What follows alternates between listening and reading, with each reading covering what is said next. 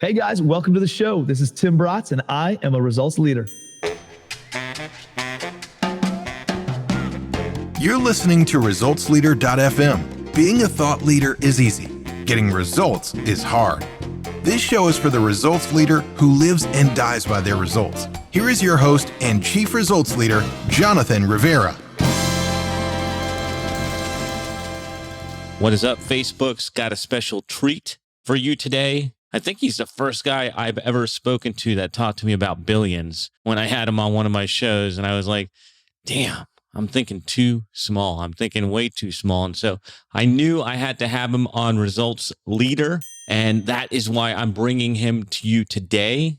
You are in for a treat. So now I have to read his bio to make this official. Mr. Tim Bratz is the CEO and founder of Legacy Wealth Holdings, a real estate investing company that acquires and transforms distressed apartment buildings into high-yield assets for their own portfolio. Tim's current portfolio exceeds 4,000 units. Yeah, 4,000 units. Imagine the headaches.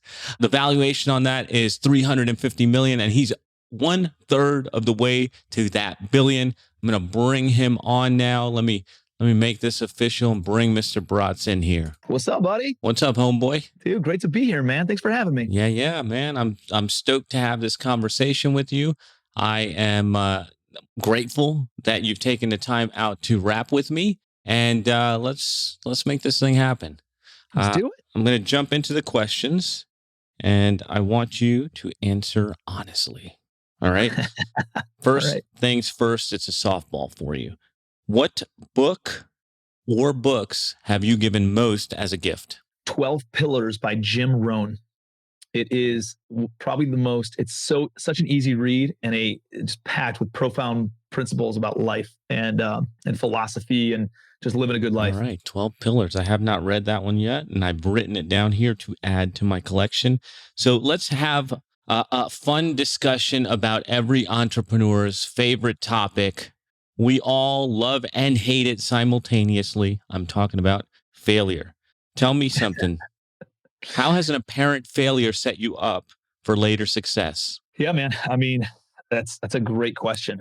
I would say every time I faced failure, and I've been through a lot of it, right? Like in 2012, I was in a place where I was paying for gas with the coins out of the cup holder of my car. I don't know if you ever bought $1.09 in gas before, but it's pretty freaking embarrassing. I would run to the beach and be like, dude, I know I'm meant for more than this, right? Like I'd run on the beach, I'd look at all these multi-million-dollar houses and think like, what the hell is going on? And I remember I was in a business that was failing at that time. And I was like, I got to get the hell out of this. And so I got out of that business and I went back into real estate. And when I got back into real estate, people had heard that I got back into real estate, and people actually reached out to me and said, hey, you know, man, we made money over here, so that way we can invest in real estate over there. Why don't you do the work? We'll put up the money. And it created an opportunity, right? So like, I think a lot of times people go through the hurdles and it feels like a big obstacle. But the reality is there's always a door that opens up. That partnership actually ended up folding 3 years later.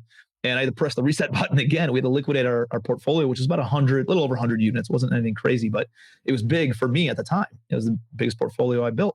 And I'm like, oh man, I'm starting all over again. I got to go find new money. I got to do this. And it was a big setback. In reality, it was a big set up for something better. And it opened me up to new partnerships and new resources and new connections that I couldn't work with because I had that exclusive partnership in the past. So every time I'm faced with failure, it seems insurmountable. But the reality is the greatest growth happens as soon as I push through it, you know? And I have like these quantum leaps forward in life and in business as soon as I have those difficult conversations and as soon as I overcome those difficult hurdles. And the reality is, dude, we all build it up to be much more of a hurdle in our head than it really ever is in person. No kidding. We're our own worst enemy a lot of times. So let's talk about investments. And I'm not talking about real estate. I'm not talking about buildings. I'm talking about you. What is the most worthwhile investment you have ever made? Most worthwhile investment I've ever made, I would say in masterminds. From a both business and personal level, when I joined a mastermind in February of 2015, everything elevated. Everything did. I became a better dad. I became a better spouse. I became a better business person by far. I became more aware. in multiple different levels. My health, like everything. Like it's not because it did it. It was like having multiple mentors in my business. It was almost like I hired multiple mentors, and there were people in that group, not just the guy who led it.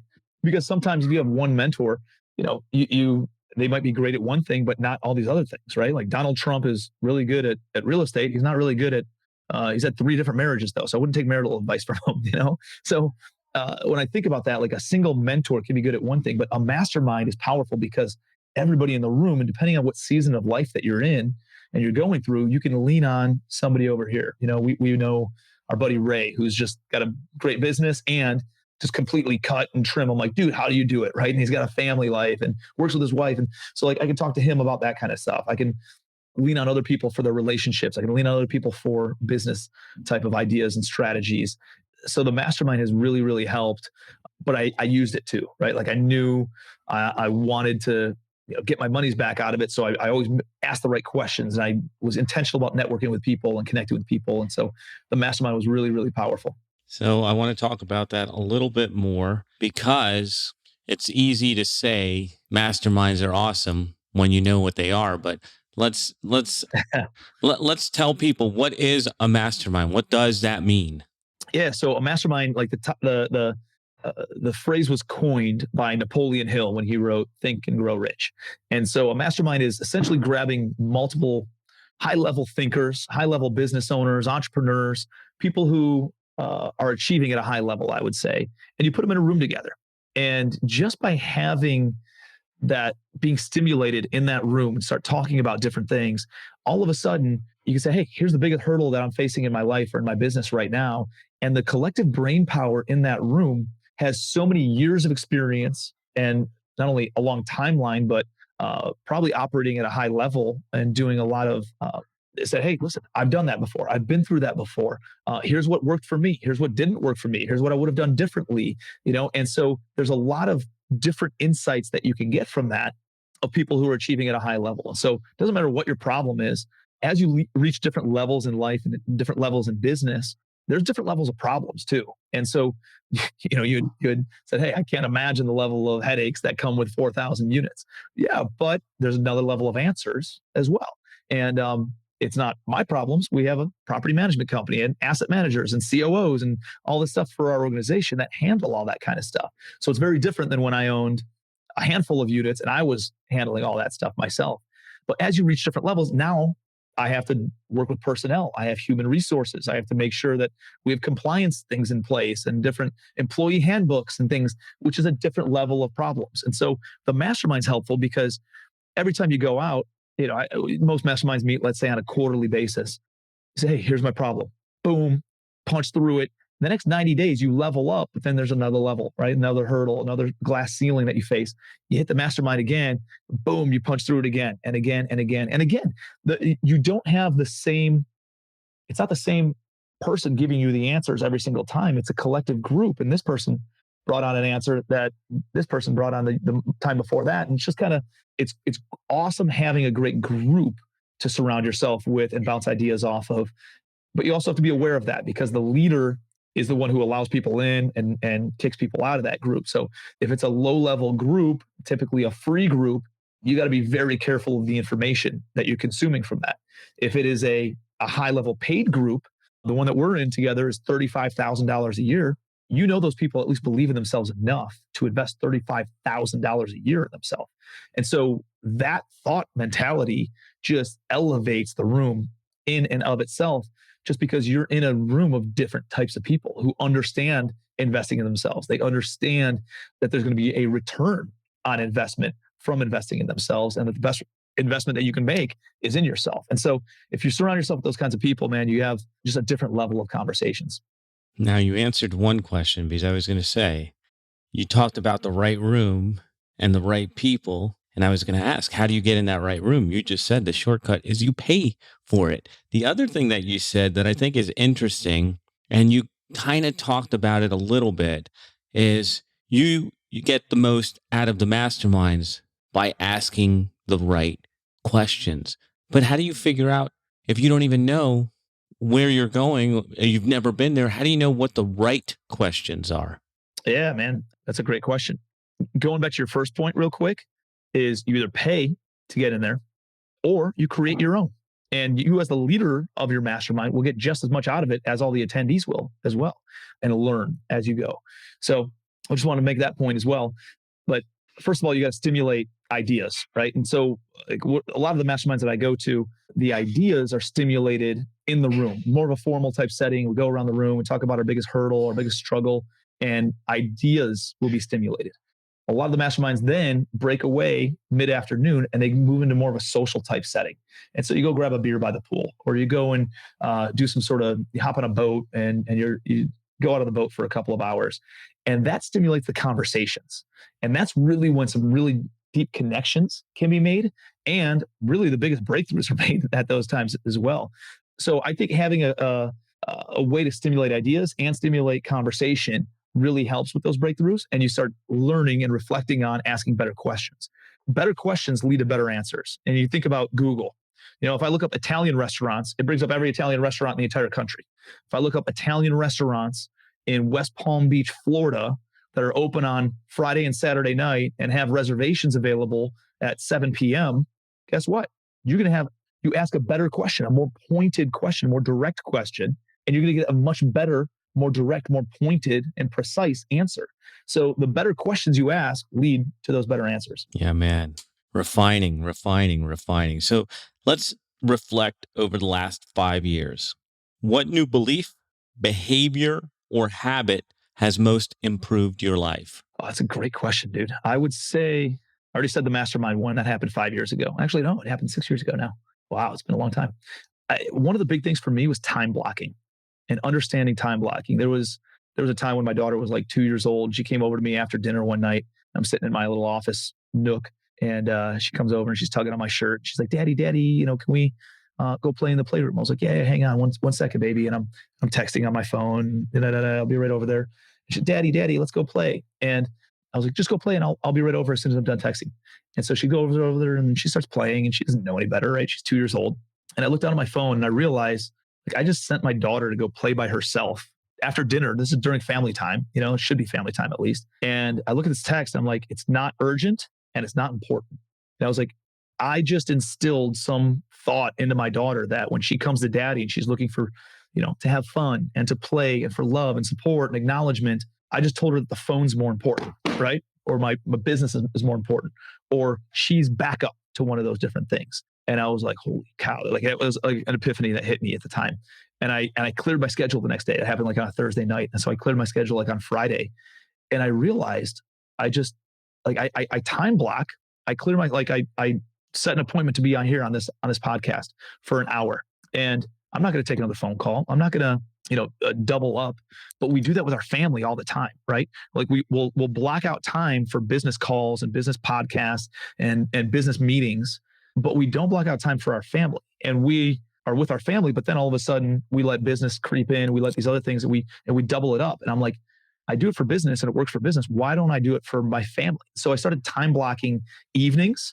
And then I used to do Fridays, but now my daughter's in school. We used to have Friday family fun day, and we would go to the zoo or the museum or just go to the park or playground or do whatever she wanted to do. She got to pick. And I'd time block the entire day, and I'd time block from essentially 4 o'clock on in the evenings where I would not answer my phone. And then usually on the weekends. And so time blocking has been a game changer. Now I time block for my health as well. I time block in the mornings. And it's one of those things, you got to stay intentional about it, man, because otherwise it'll creep back in and all of a sudden you start grabbing your phone again and all this other stuff.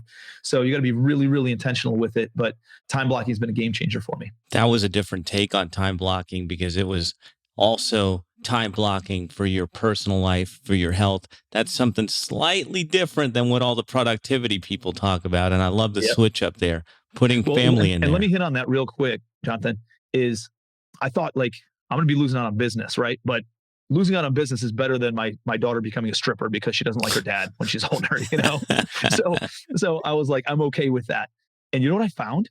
I was so much more efficient and effective during the hours that I dedicated to work because I created a constraint. And I said, I got it. Like, there's no open door policy. I put a do not disturb sign on my door. And I told people, don't bother me while I'm working because I got to get stuff done.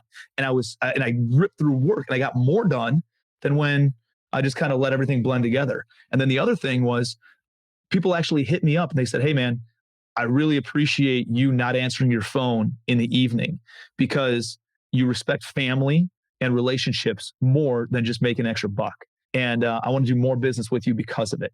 So I got more business out of it instead of less business, which is, counterintuitive of what you would think. Oh, I got to take that phone call late night. No, it can wait, Yeah, man. What are some bad recommendations you hear in your area of expertise? Oh, bad recommendations. You mean from like a real estate standpoint? And It could be that. I mean, I know that you're into coaching and consulting, whatever it is, yeah, where you hear people giving bad advice to your audience. yeah, I would say, keep it small, keep it refined, keep it tight, keep it efficient in that regard, like by keeping a small business. I think small businesses are far more difficult to build than a big business. And I'll give you a simple example. In my apartment buildings, if I go and buy a 75 unit apartment building, I can justify one property manager on site and one maintenance person. Okay. So I got two employees. If one of those people quit, I'm in a really tight spot, right? Like I need to scramble in order to find a new maintenance person or a new property manager and as soon as possible. If I have a portfolio of properties, there's 4 buildings next to each other. It's 600 units. Okay. All connecting parcels, 600 units. We have 6 property managers. We have 2 leasing agents. And we have probably, I think we have 12 maintenance staff there. If one person quits, hey, all right, back to business. Let's keep going. We'll fill that spot. A little bit gets added on to everybody else's plate, but it doesn't derail the business or everything doesn't stop because of that. So I see people who, business is interesting because $0 to $1 million, we're solopreneurs, we're driving revenue, we're trying to prove the concept. Can this actually be something that's sustainable? And so you're excited about it. And so it's okay for you to do a bunch of the work. When you get to $1 million and you're doing somewhere between $1 million to 10 million in gross revenue, it's kind of hell zone. Like, that you got something that works, but you're not doing enough revenue to the point where like you can bring on A players into your team and help take some of these responsibilities off your plate. So it's like, dude, it's really difficult. You're being pulled in every single direction. You got to build a team, but you don't know who to hire. You're bad at hiring, but you can't afford to pay HR person to hire people for you. And it's a really stressful spot to be in. And for me, I see a lot of people get into that phase and then they're like, you know what, I'm not interested. I'm going to back down into the $900,000, $1 million range and me just do it all because it's easier. It's like I can handle it. I didn't want all the employee problems and stuff. And it's a lie that they tell themselves in order to go back to their comfort zone. But it is a pain in the ass. I'll give it that. It's very difficult. You got to punch through it. How do you punch through it? You got to figure out a way to get to that 8-figure mark pretty quickly. So, how do you build out the team? How do you attract those A players? One of the things that I did is I just started giving up equity on a per deal basis. And so I hired fractional employees, like I didn't need a full-time bookkeeper. So I hired them one day a month. Then it was one day a week. Then it was 2 days a week. Then it made sense for me to bring somebody in-house as we continue to grow. So I had part-time and fractional employees. I don't have a CFO, but I have my CPA that comes in on a monthly basis. And they give me like essentially financial projections and cash flow projections for my business. So I utilize them on a fractional basis. You can hire a part-time worker. You can hire VAs and virtual assistants and virtual employees, or you can bring on A players in real estate. You can partner on a deal by deal basis. So my attorney helped me raise capital and contribute capital and invest in our deals and then handle capital management and some of those kind of aspects. And I gave him equity in every single one of my deals moving forward, not moving forward in that deal. And then each deal he was involved in, he got equity in each deal. So I didn't have to pay him a multiple 6-figure salary, but I was able to bring on a multiple 6-figure talent and have access to them without bringing on the overhead just by giving up equity. Now, over time, yeah, it cost maybe a little bit more, but the reality is I had lifestyle and I was able to punch through that $10 million mark very, very quickly. So I started doing it with my COO, right? And I brought on somebody who should be making 150, 200 grand a year somewhere else. I pay him 48 grand a year. And then I give him a little bit of equity in each of the deals. So he's making enough money where he's not stressed about money. He can pay his bills, put food on the table, pay his car payment, but he's not content by any means. And he's motivated to work as well as the company works. So that's one of the things that I would say is like the lie of a smaller business is better. And it's actually now my lifestyle is way better than anything 0 to a million, million to 10 million. We're doing north of $20 million a year in gross collected rents. And for me, that's like, I have the right team in place. Like all the things that you had mentioned before, like I can't imagine the headaches with that. Yeah, it sounds like a lot of headaches because when I was doing it all myself, it was a ton of headaches and it all fell on me. But today I have a property manager for every 100 units. I have 2 maintenance guys for every 100 units. I have a leasing agent for every 100 units that I own, and they handle all of it. Then I layer that, the on-site people with third-party property management, layer that with my executive team who handles asset management. And then it's Tim up here who never even deals with any tenant problems, right? Like my entire thing is just sponsoring loans and creating content to make their life easier for raising capital and sourcing more deals. And so the bigger the business is, the easier it is. That's a quotable. I want that thing clipped, team. Get that? We need that. I love it, man. We interrupt your regularly scheduled program for a public service announcement. We're going to get right back into this show, but I wanted to ask you a question. If you have been listening to the show for any amount of time and you've picked up even one single tip, then I need your help. Get the word out. Tell people about resultsleader.fm. Share it on social media. Share it on your email. Share it anywhere. #ResultsLeaderFM. Now let's jump back into the interview.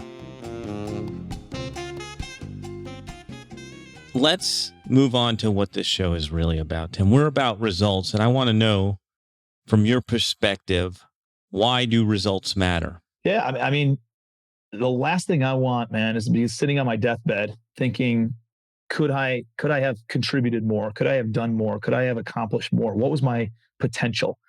I think about actually the book that I mentioned, 12 Pillars by Jim Rohn. There's a little story, a parable thing in there. It's like, how tall will a tree grow? And the answer is as tall as it possibly can. Why? Because it doesn't know any better. It just keeps on growing, right? It keeps on growing until it starts dying. You're either growing or you're dying. And that's why results matter. And people, human beings, unfortunately, we've been given the dignity of choice, or fortunately, right? And so we, as individuals, can choose whether we want to be more or whether we want to be less. And so it's up to us whether we want to grow or not. But I think it's a universal law that you're either growing or you're dying. So I think if you're not creating results, if you're not pushing limits, if you're not growing, then you're dying, right? You're either ripening or you're rotting. In the last 5 years, what new realization has helped you get better results for your team, for your clients, for your investors, for any of them? Oh, man.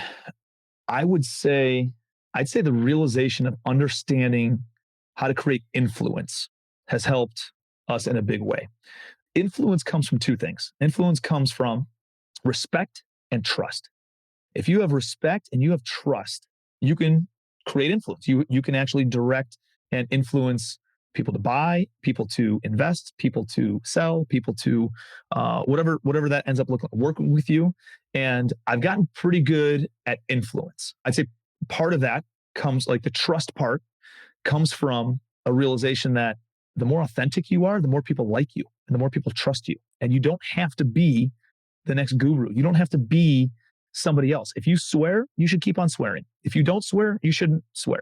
You shouldn't have to fit into a box that other people think you should fit in, or that you think other people think you should fit into, because somebody else is getting big results because they act in a certain way. I have found that more people want to do more business with me because they say, dude, you're genuine, you're real, you're authentic. You're not going to beat around the bush. You're not going to blow smoke.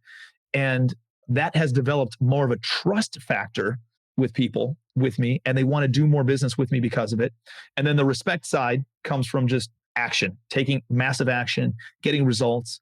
And so that helps us develop to become more of an authority in the space. So it helps us do two things. And then we have influence, right? So because we take a lot of action and because we're authentic and people trust us, we have trust and respect in the community. It develops influence. And when you have influence, people want to do business with you, right? They want to invest with you. They want to sell deals to you. They want to partner with you. They want to buy deals from you, or they want to pay you to coach them. right? They think you got to figure it out. And so I think developing influence is something that we should all be doing just for the community. Like I think there's too many followers, dude. There need to be more leaders out there.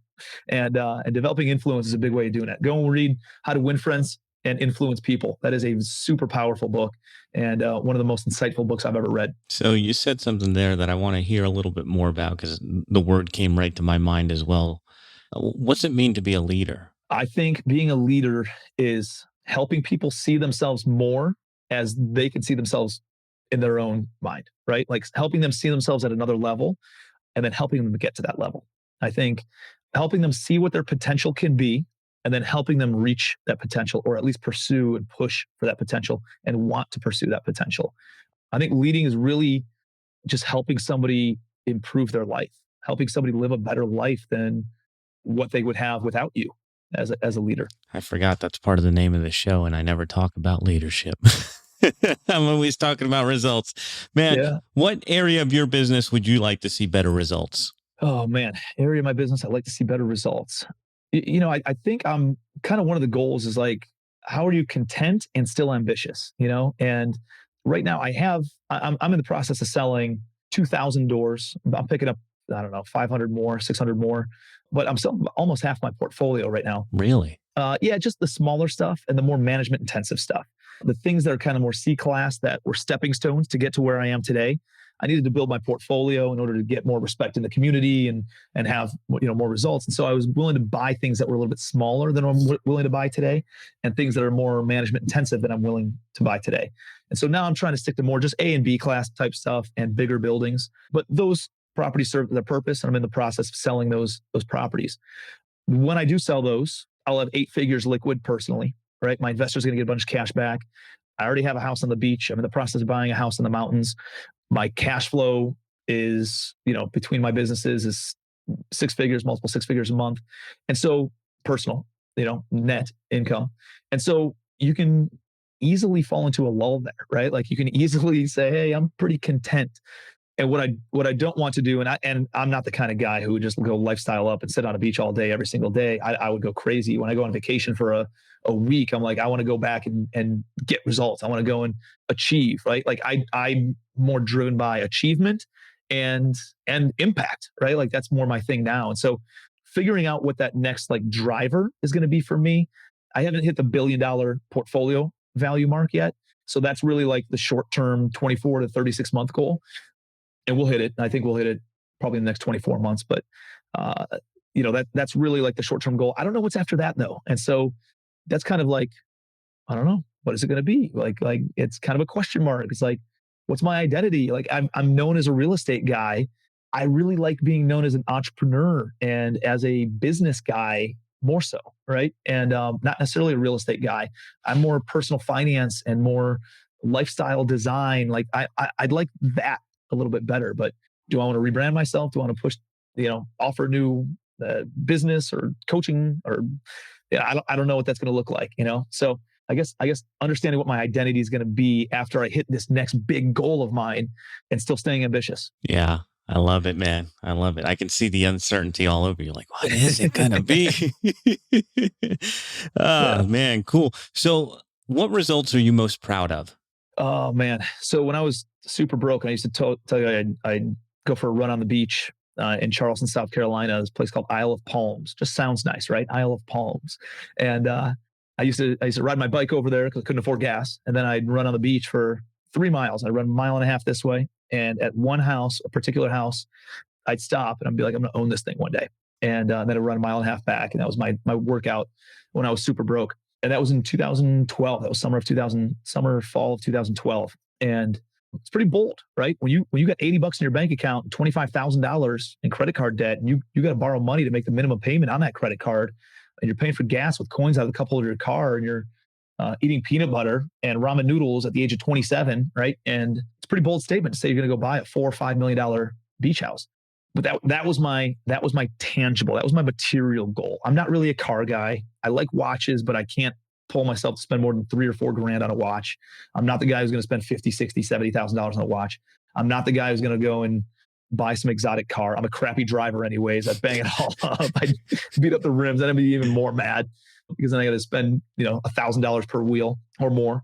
So, that was never like a driver, but the beach house was always a driver for me. And in fall of 2019, 7 years later, almost like to the month, I bought a beach house, which is where I'm coming to you from right now, on Isle of Palms in Charleston, South Carolina. And it was a multi-million-dollar purchase. And it was like one of those big tangible goals. I don't have a lot of tangible goals. I have monetary goals and that kind of stuff, but I don't really buy myself. I don't treat myself to the toys too much. And this one was, and move the family down here, and we just have a better quality of life. We have better health because of it. It's more fun. There's dolphins jumping in the ocean right outside of our window every single day. The sun sets right over here. It's just an amazing lifestyle type piece. And I'm able to share it with my family, right? My family's able to come down. My in-laws are able to come down. I go back to Cleveland in the summertime. And so I let some of my friends use it in the summertime, and they're able to, vacation in the house. It's usually $10,000 a week if you wanted to rent it in the summer. And so like this was like the first thing to pop in my mind from a material type of accomplishment and achievement that really made me feel good. Love it, man. So as we are wrapping up, any parting thoughts you want to share with the listeners? Oh man. Yeah, I think we're in some, obviously with COVID and all this other stuff, a new political climate and a lot of things changing. And one of the things that's been popping up, I just actually, before this, I was on with a bunch of my mastermind members actually on a monthly call. And, everybody's got like, hey, what's the market looking like? And, is it a good time to buy? Is it a bad time to buy? Should we hold out? Should we save our cash? Should we do this? Like, what do we do? Should we hire that employee? I don't really know. And, I think a lot of people are so concerned with what's going on out there, and they don't realize that 99% of their problems are going to still be their problems, or 99% of their successes are still going to be their successes, regardless of who the president is, right? Regardless of what's going on with the economy, regardless of what's going on with the market, regardless of all those things. It's not about what happens to you. It's about how you respond to what happens to you. And if there's a thought principle that I want to convey to my kids, it's having 100% ownership over your life, right? And, what are the next 10 years going to look like? Probably like the last 10 years, right? There's going to be opportunity. There's going to be struggle, right? There's going to be good deals today, and there's going to be bad deals today. There's going to be good deals next year. There's going to be bad deals next year. Just like there were good deals a year ago and bad deals a year ago, and opportunity a year ago and downside a year ago. Like all that stuff happens regardless of who the president is, regardless of where you live, regardless of what the political climate looks like, or what the economic climate looks like, or what the financial markets are doing.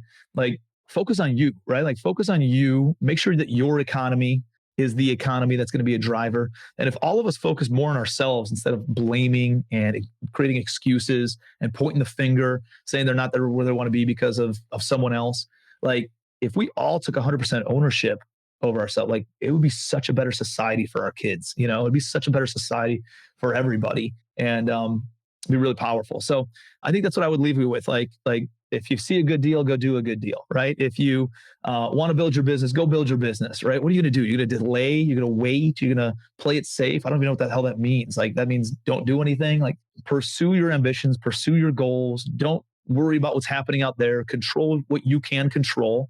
And that's your attitude and that's your activity. You can control your attitude, you can control your activity. You'd be surprised at how little the outside world affects your world if you control those two things. Love it. Love it. Love it. So when our listeners want to find out more about you, where can they go? Yeah, I think just social media. Connect with me on social media, Facebook, Instagram. Those are the two that I'm most active on. And but I'm on TikTok even, right? I just got on there. I just got an iPhone, so I'm gonna be on Clubhouse soon. Get it? And I'm on YouTube and all those kinds of things. So hit me up on Facebook or Instagram and connect with me there. And would love to support, provide value. I'm always trying to create content that's influential, impactful, empowering, educational, and fun too. So, yeah, man, appreciate you having me, brother. Great to be here. I always appreciate you and appreciate our conversations. And you asked a lot of really good, difficult questions. I'm on a lot of podcasts, man, and those were some really good ones. This is all about inner game. Mr. Tim Bratz, we will share links in the show notes. Thank you for being here. Thank you, ladies and gentlemen, for tuning in, and we will be back in your earbuds next time. that is a wrap for another edition of ResultsLeader.fm. If you are out there getting results for your clients and you want to be featured on the show, go to ResultsLeader.fm now and apply to be on the show. And if you love what you're hearing, share the show, give us a rating and review, do anything to help us get the message out there. Thought leadership is easy, but results leadership is hard. This is thepodcastfactory.com.